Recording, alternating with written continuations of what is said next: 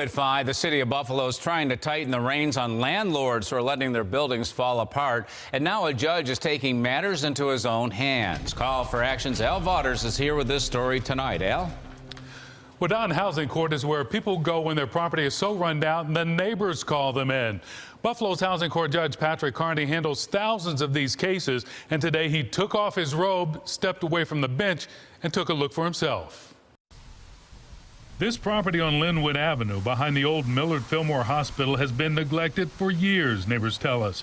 Judge Carney says the owner has been a housing court no-show, and the judge has even issued a warrant for his arrest. City crews have maintained it, some of the neighbors have maintained it, but there's nothing you can do with the deterioration of this, what otherwise is a beautiful home, when you have an owner who just can't be found.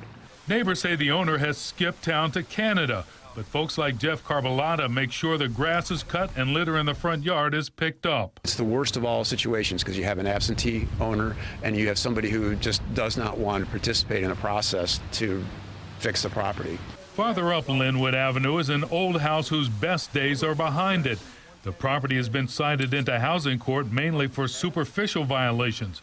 But Judge Carney says it stands out like a sore thumb among other properties that are well maintained. It was vacant, it was just sitting here. It's a very beautiful, very expensive piece of property, and they didn't want to see it deteriorate. The property has been used as office space and at one time owned by someone in California. Another part of the problem, out-of-state and in some cases foreign buyers who only go by what they see on the internet. Judge Carney recalls hearing from a woman in England who bought a property on Craigslist. Paid $30,000 for a piece of property in Buffalo that was on the demolition list. It was worthless. It was completely gutted.